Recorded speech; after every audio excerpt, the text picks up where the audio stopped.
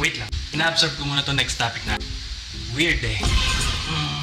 Napansin ko kasi nandito lahat magaling ang tao ngayon. Pero, wala pang gumawa ng tutorial tungkol dito. Wait lang nga, intro nga muna.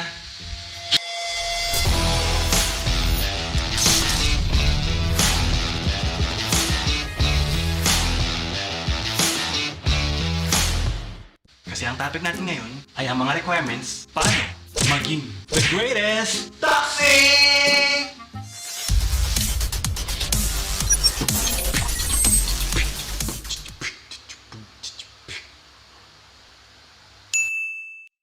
Pansin ko kasi na halos wala na akong nababasang inspiring post o yung mga nakaka-motivate na post. Meron man, bilang na bilang lang dude, which is good. Dahil lahat ng tao ngayon, gumagaling na. Yung mga dating ayaw mag-aral, sila yung kung ano yung trending ngayon, gusto nila, alam nila lahat. Kahit wala sila doon sa mismo sitwasyon ng topic na yun. Okay, lumalayo na tayo mga kaibigan. Kaibigan, wala mo ka papahangal. Paano nga ba maging isang toxic na tao? Alam mo ba, napakadali lang yan. Number 1, dapat marunong ka mga insulto. Paano ba yan? Halimbawa, nakita mo yung friend mo na nag-post ang bago selfie niya at alam mo na low-end lang yung gamit niyang phone. Tapos mag-react ka ng haha. Kasi nga yung gamit niyang phone, di naman na high-end. Yung may mansanas ba? O kaya, para hindi masyadong halata, purihin mo siya. Ganda ng phone mo ah. Yung puri na hindi na siya magpo-post ng selfie niya next time. Number 2, nambato. Dapat marunong ka mga manikula. Wala. Yung alam mong may ginagawang maganda yung kakilala mo, pero pag mumukhain mo pangit, o masama yung ginagawa niya. Nakaka-relate ka naman. Eh, di ba? Isa pang halimbawa ng manipulasyon. Yung paniniwalaan mo dapat, yun lang ang laging tama. Number 3, dapat marunong ka gumawa ng kwento. O yung chismis ba? Dapat, pag may sinabi sikreto sa yung kaibigan mo, na ayaw niya malaman ng iba kasi may tiwala siya sa'yo, ang gagawin mo, siyempre kakalat mo para pag-usapan siya ng iba. At alam mo ba, yung number 3 na to, ito yung isa sa pinakamalupit na requirement sa pagiging the greatest toxic! So una, mahirapan ka magkalat ng impormasyon. Pero masasanay ka din. Yung tipong dapat makaligalam sa mga kaibigan mo, lalo na yung mga sekreto nila. Number 4, silent up. 4. Dapat marunong ka mag-advise para tunog positive. Kahit wala kang experience, o di mo pa napagdaanan yung pinagdadaanan ng pinag-advisean mo. Ito, advice ka lang ng advice para lumitaw na concerned ka all the time. Lalo sa relasyon ng mga kabataan ngayon, na kahit minsan ikaw na yung dahilan kung bakit sila naghihiwalay, advice lang ng advice. Number 5, dapat hindi ka marunong mag-sorry. Napakasimple lang ito, yung pag may nagawa ka di mabuti sa kapwa mo, sinadya mo man o hindi. Wala kasi yan sa vocabulary ng greatest toxic na nagsusorry. Yan sila. Number 6, dapat di ka rin marunong tumanggap na sorry. Kahit na minsan, alam mo na may ikaw may kasalanan. Kasi pag nag-sorry ka, hindi ka napasada sa pagiging the greatest toxic! 7, dapat marunong ka mang blackmail. Pag niloloko ka ng mga tao sa kumpanya nyo, kahit ang sipag-sipag mo, sabihin nyo sa boss nyo. Number 8, marunong ka dapat magsinungaling. Relate to sa number 7 yung para makuha mo yung gusto mo, dapat marunong ka magsinungaling. Tulad nung nag-order ka ng burger, pero binigay sa'yo bayabas. Bayabas na may patty. Number 9, dapat marunong ka mag-ignore yung nararamdaman ng iba. Ang haba, parang yung haba na panahon na niloloko ka. Paano ba yun? Yung pag may nag-open sa'yo about their broken family, o relasyon na nag-break up, o yung kapatid na lumayas, o yung mga pinababayaan ng mga magulang nila, isa lang ang sasabihin mo dyan. Free. Girl. Nag-overreact ka lang. Kaya pag sinampal ka o sinuntok ka, isa ka na ang malupit na the greatest toxic! Time out. Umiinit na. Number 10, dapat marunong ka mambasag ng boundaries. Hindi yung boundary ng tricycle at saka sita. Paano ba yan? Hindi mo laging uungatin yung mga bagay na ayaw pag-usapan ng kaibigan na kakilala mo. Yun ang dapat mo i-push para mairita sila. Isang way yun para tumaas ang chance mo maging the greatest toxic! At wala ka dapat limit. Ano ba yan? Kita yung utak ko mo yan.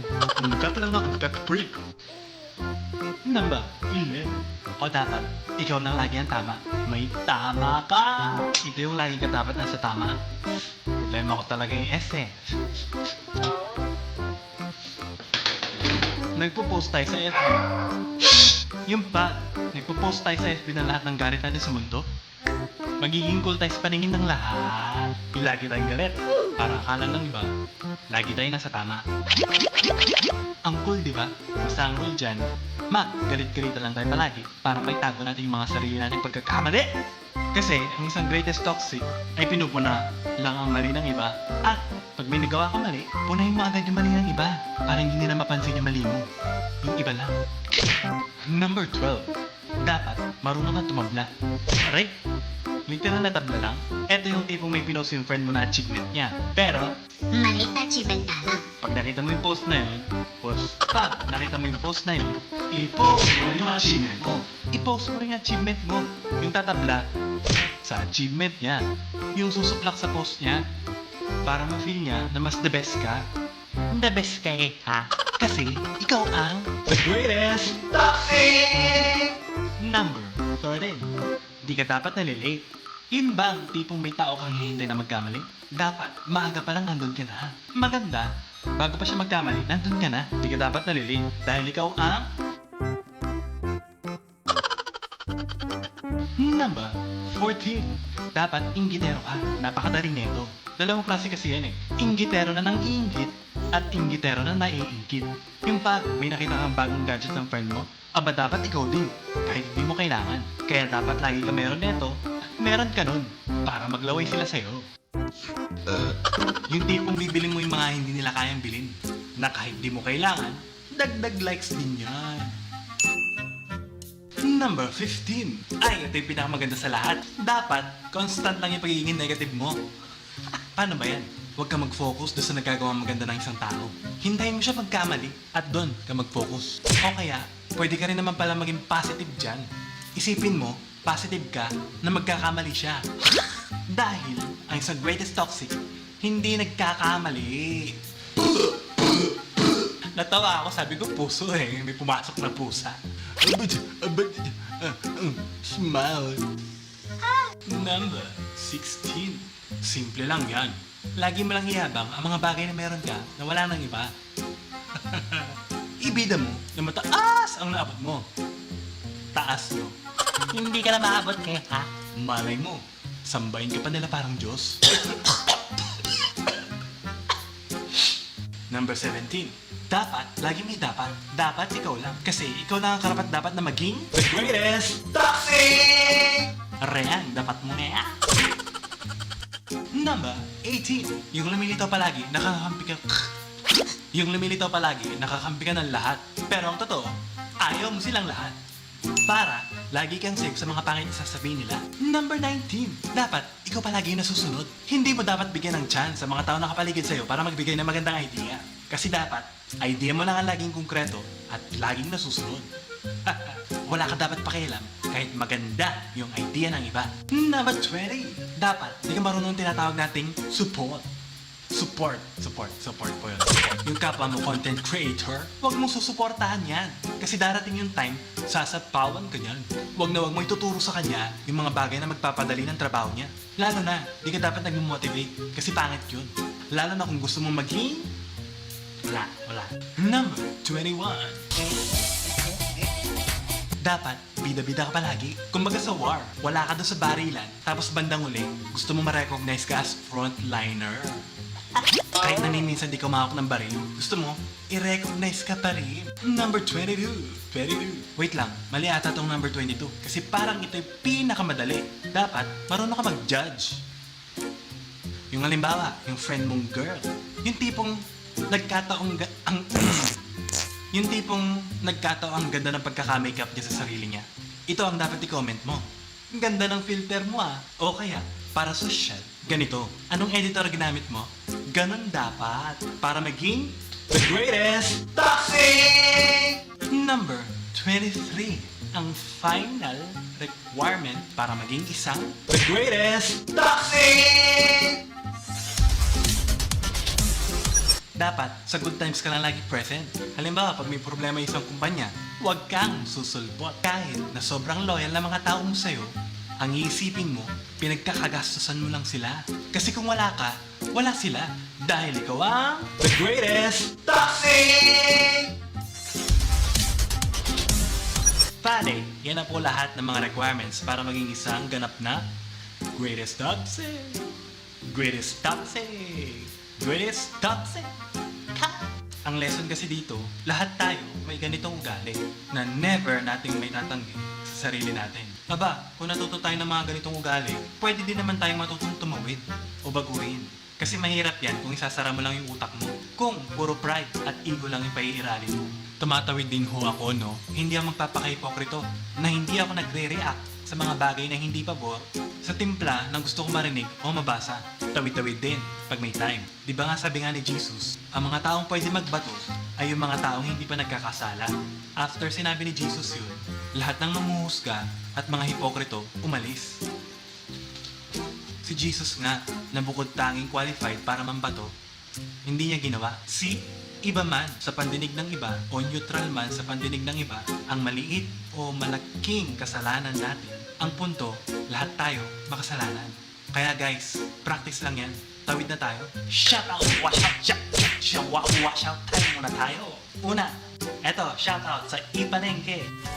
Sa Ipalengke, iaabot mo na lang. Sa Ipalengke, iaabot mo na lang. Boses ko yan. Sila ho yung yung mga kung may gusto kang ipasabay na ipabili, i-deliver na lang nila. Siyempre babayaran mo Shoutout sa Princess Panda. Sila yung may mga random na merchandise na binibenta. Kaya kung puyat ka, mukha kang panda. Ay, ito next. Shoutout sa Camcom. Bali sila ho yung mga nag-assemble ng mga mabibilis na computer. Shoutout, Dr. Chili. Kung gusto mo makapag-try ng kakaibang chili paste, Dr. Chili na. Try mo nang bumili. Huwag ka na masyadong chili. Shoutout naman sa Brew Label. Ito yung milk tea na pang brew lang, walang sis. Ito, shoutout din sa Rosie Cat. Si Cat si Rose. Ayan, sa Rosie Cat, random merchandise din sila. Kaya pag bumili ka sa kanila, may benta sila. Shoutout din pala sa Cakes and Pastries by A&E. Ito, syempre meron silang cake. Alam naman walang cake. Pero meron din silang random merchandise. Bukod sa cake, meron pa silang ibang binibenta. Check nyo na lang po yung mga FB pages nila para makita nyo yung mga binibenta nila or yung mga services nila. Daming pa shoutout baka naman. Yung milk tea ko, besh. Parang dito ko natatapusin tong video to. Kaya ako sa palagay mo, may karapatan kang maging isang greatest toxic. Huwag mo na share to. Pero dahil naniniwala ako na hindi ka toxic na tao, share mo na. Subscribe ka na din.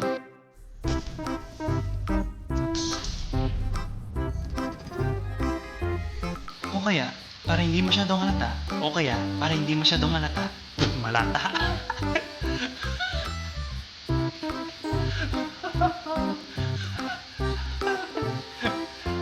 Ay, nako.